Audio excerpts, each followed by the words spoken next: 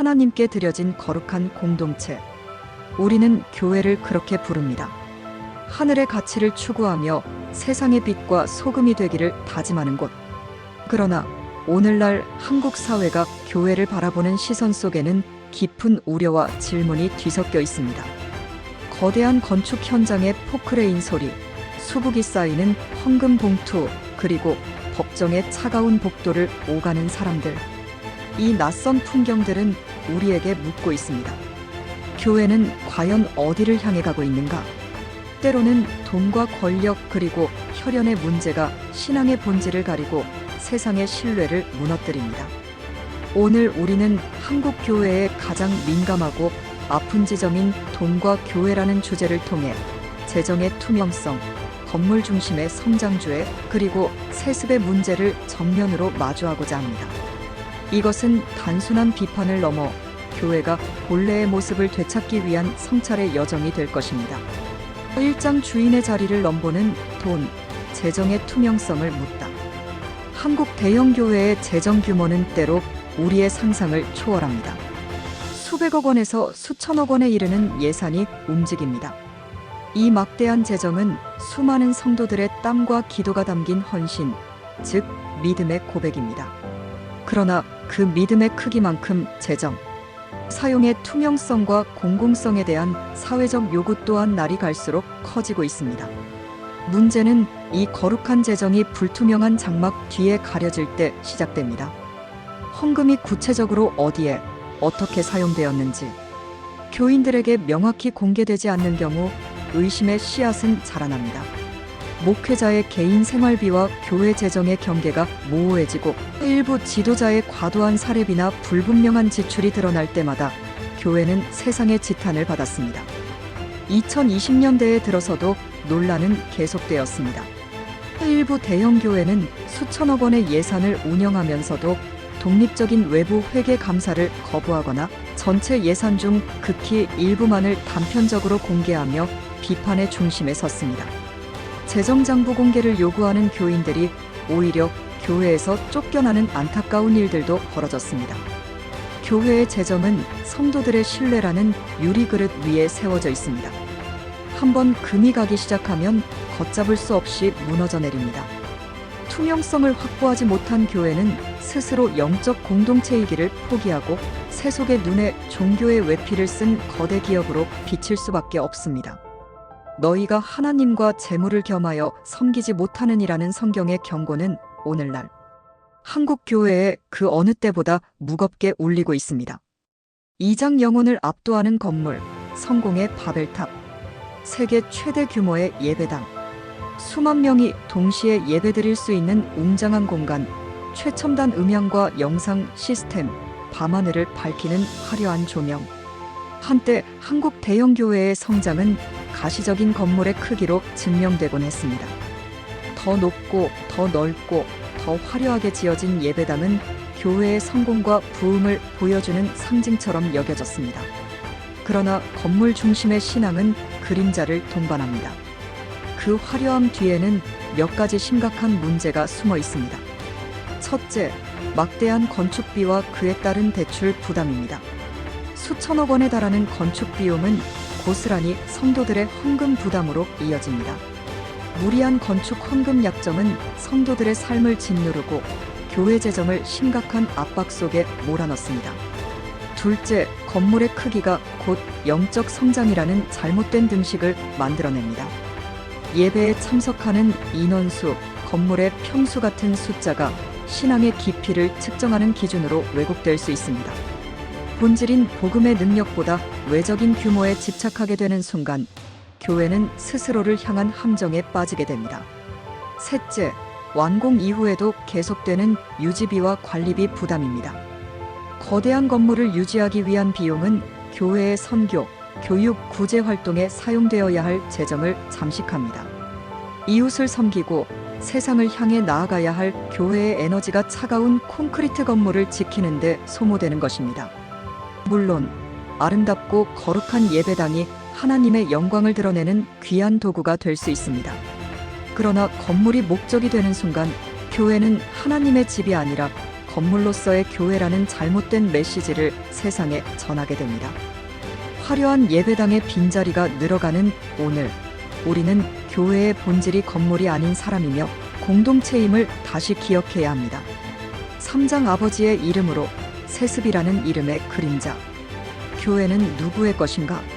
이 질문 앞에 한국 대형교회의 가장 예민한 문제가 자리하고 있습니다. 바로 세습입니다. 아버지 목사의 뒤를 이어 아들이나 사위 혹은 가족에게 담임 목사직을 물려주는 과정은 법적으로는 문제가 없을지 몰라도 신앙 공동체의 윤리적 정당성 측면에서는 끊임없는 논란의 대상이 되어 왔습니다. 2023년 세습 문제로 오랫동안 법적 분쟁을 겪었던 한 대형교회에 대해 대법원은 담임 목사의 지위를 최종적으로 인정하는 판결을 내렸습니다. 법적인 싸움은 일단락되었지만 이를 바라보는 사회의 비판적 시선은 멈추지 않았습니다. 세상은 이 판결을 교회의 승리가 아닌 교회가 세상의 법 뒤에 숨어버린 부끄러운 장면으로 기억하기 때문입니다. 세습이 비판받는 이유는 명확합니다. 첫째, 교회를 하나님의 거룩한 공교회가 아닌 한 가문의 사유재산, 즉 가문의 기업처럼 보이게 만듭니다. 이는 만인 제사장서를 근간으로 하는 개신교의 정신을 정면으로 위배하는 것입니다. 둘째, 교회의 지도자를 세우는 기준이 영성과 소명, 그리고 자질이 아니라 혈연이 되는 순간 교회의 영적 권위는 뿌리부터 흔들립니다. 이는 건강한 리더십의 등장을 가로막고 교회 내의 민주적 의사결정 구조를 파괴합니다. 한 신학자는 이렇게 지적합니다. 세습 문제는 단순히 한 개인 목회자의 윤리 문제가 아닙니다. 이는 그 교회의 거버넌스 구조가 얼마나 폐쇄적이고 비민주적인지를 드러내는 가장 명백한 지표입니다. 사장 등 돌리는 사회, 교회를 떠나는 청년들, 재정의 불투명성, 건물 중심의 성장주의, 그리고 세습 논란. 이 세 가지 문제는 개별적인 사안처럼 보이지만 결국 교회의 사회적 신뢰도 추락이라는 하나의 결과로 귀결됩니다. 2023년에 발표된 한 여론조사 결과는 충격적이었습니다. 한국개신교의 사회적 신뢰도는 21%에 불과했고 2025년의 추정치에서는 비종교인의 신뢰도가 14%까지 떨어질 것이라는 예측도 나왔습니다. 이는 교회가 더 이상 사회의 정신적 지주나 도덕적 나침반의 역할을 하지 못하고 있음을 보여주는 뼈아픈 성적표입니다. 이러한 신뢰의 위기 속에서 가장 먼저 교회를 떠나는 이들은 바로 청년 세대입니다. 그들은 기성세대가 쌓아올린 교회의 문제들을 보며 교회는 돈과 권력, 기득권에만 관심이 있다는 냉소적인 인식을 갖게 되었습니다. 불의와 불공정에 민감한 청년들에게 세습은 이해할 수 없는 구시대의 유물이며 불투명한 재정은 위선으로 비칩니다. 교회를 이탈한 청년들은 전통적인 대형교회의 문을 다시 두드리는 대신 온라인 예배나 건강한 소규모 공동체 혹은 아예 새로운 형태의 대안적 신앙 공동체를 찾아 나서고 있습니다. 이는 믿음 자체를 버린 것이 아니라 기존의 제도권 교회에 대한 깊은 불신을 표출하는 것입니다. 청년이 없는 교회의 미래는 없습니다. 그들의 침묵과 떠남은 한국 교회의 미래를 향한 가장 강력한 경고음입니다. 5장 회복을 향한 길, 다시 본질로. 무너진 신뢰를 다시 세우고 떠나간 이들의 마음을 되돌리기 위해 교회는 어디서부터 다시 시작해야 할까요? 해답은 의외로 단순한 곳에 있습니다. 화려한 구호나 거대한 프로젝트가 아닌 교회의 가장 근본적인 정체성을 회복하는 것입니다. 첫째, 재정의 투명성을 확보해야 합니다. 독립적인 외부 회계 감사를 정기적으로 받고 그 결과를 모든 교인에게 상세히 공개해야 합니다. 헌금이 어떻게 모이고 어디에 쓰이는지를 한 점 의혹 없이 명확히 보여주는 것이 신뢰 회복의 첫걸음입니다. 돈의 사용처가 깨끗할 때 교회는 비로소 돈으로부터 자유로워질 수 있습니다. 둘째, 건물 중심에서 사람 중심으로 교회의 패러다임을 전환해야 합니다. 더 큰 건물을 짓는 데 쏟던 에너지를 한 사람의 영혼을 돌보고 상처받은 이웃을 섬기며 지역사회의 필요를 채우는 사역으로 돌려야 합니다. 교회의 진정한 성전은 벽돌 건물이 아니라 성도 한 사람 한 사람의 마음과 살 그 자체이기 때문입니다. 셋째, 세습 구조의 종식을 선언해야 합니다. 담임 목사 청빙은 특정 가문이 아닌 모두에게 열린 공모와 교인들의 민주적이고 공정한 검증 절차를 통해 이루어져야 합니다. 교회는 하나님의 것이며 모든 성도들이 함께 만들어가는 신앙 공동체라는 대원칙을 다시 세워야 합니다. 이 길은 결코 쉽지 않을 것입니다. 기득권을 내려놓는 아픔과 익숙한 방식과 결별하는 용기가 필요합니다. 그러나 교회는 돈과 권력이 아닌 복음의 능력과 세상의 정의로 바로 설 때 비로소 그 존재 이유를 증명할 수 있습니다. 에필로그 돈이 아닌 복음으로 새벽의 부드러운 햇살이 교회의 스테인드 글라스를 비춥니다. 작은 공동체에 모인 사람들이 서로의 손을 잡고 조용히 기도합니다. 교회의 희망은 아마도 저런 모습일 것입니다. 돈은 교회를 세우는 도구가 될 수도 무너뜨리는 우상이 될 수도 있습니다.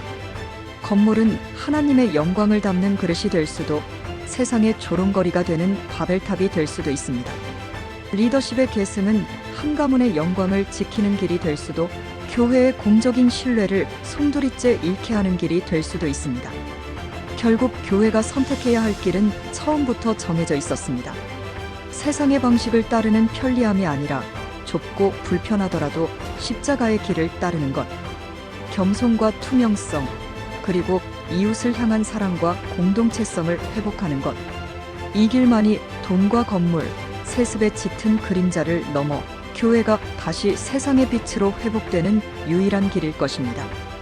교회는 돈이 아닌 오직 복음으로만 세워져야 하기 때문입니다.